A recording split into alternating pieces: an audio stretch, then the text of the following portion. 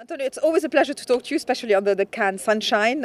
You were just telling me 8 films with Pedro Almodovar. Was this, you think, the most personal, the closest you've been, the two of Yes, you? yes. I mean, Almodovar has that quality, though. You know, every film is very personal. It's part of his very strong personality that he always talk from himself, a very clear voice about different issues. But this special one, yes, is very very much dedicated to himself in a way, not in a self-biography. I don't think that the things that we see on the screen already passed. I was just telling before that it's more the things that he probably wanted to say at a certain point and he didn't say. Very The things that he wanted to do and he didn't do. It's about that. It's about a projection of himself, on the screen, of closing circles. It's a movie about reconciliation, even if you want, sometimes about forgiveness. But reconciliation with his family, with his boyfriends, with cinema, with actors in a certain way. With himself? And with himself, Yeah, finally that's with true. himself. So how did it all start? Because this is such a personal relationship between actor and director. When he showed you the script, when he talked to you about it, how much discussion was there before you wanted to take on the role? Because it's a big undertaking and a responsibility. To take the role, there was not so much discussion. Yeah. When Pedro Almodóvar just Calls you. calls you, you go. And in my particular case, even more, because we started practically together. I started working as an actor in movies with him in his second movie. So for me, it has been very important in my career, all the work that I have done with him. But then we did a very strong work previous to principal photography. We did a lot of rehearsals, which is one of the features of Pedro Almodóvar. There are directors that they don't like to rehearse. They just prefer, for whatever reason, the freshness of the actors coming to the set without rehearsals and confronting certain scenes for the first time. But not Almodóvar. Almodóvar is very meticulous. He likes to rehearse. He likes just to actually take away from you things that already work for you, but work for you in almost like a vicious way. Things that that work for audiences that you use again and again because you know. No, he wants you in a no comfort zone. That's where Almodóvar wants you. He wants a new you. And that could be eventually very painful because you don't have the typical things that you use in order to feel secure on the set. You go in front of the camera practically naked, with no support from anything. And so it's complex. Well, this is exactly the feeling that I had. For me, your performance is so raw, probably so different from you that you were completely immersed in the character. So does it make it for a difficult performance that takes a lot of energy from you because you are so immersed? It goes in the opposite direction actually because I am a very energetic person.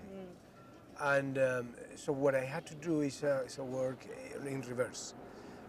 Basically just be very economic, become almost transparent, try to understand Pedro from the inside out, no in the opposite way, and attack the character from that point of view. And that's what I did. And that is painful for me because I am locomotrice.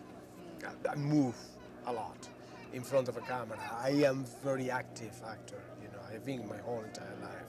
It's my own personality. So I totally, one of the things that I had to do in this movie that I knew very early when I read the script is just to kill, literally, Antonio Banderas. Leave him outside of the set and getting there searching for somebody completely new that I had in front of me saying cut or action, which is a little bit more complex than normal. That's very true, but you did it amazingly well. Do you think it's his biggest homage to cinema itself as well in terms of his movies? This is, one of the first times that he addresses cinema as a form, as an art form, and as the pain of an artist, of how he creates. Yes, and I think it's something needed by especially directors at a certain point in their careers. François Truffaut has done that. Federico Fellini did that with 8½. There is a moment that they want to talk about the process, about their life, and how their lives actually are related to the pieces that they have done during their whole lives. And I think it was the time for Pedro Almodovar, for age, for the trajectory, for the many movies that he has been doing for all of these years. You know, it was the time for him to just make a reflection about himself in front of the audience, you know.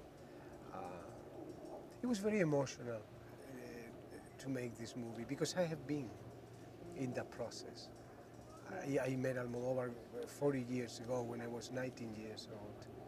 And I have been all through the movies that he did in the 80s, 5 of those movies, you know.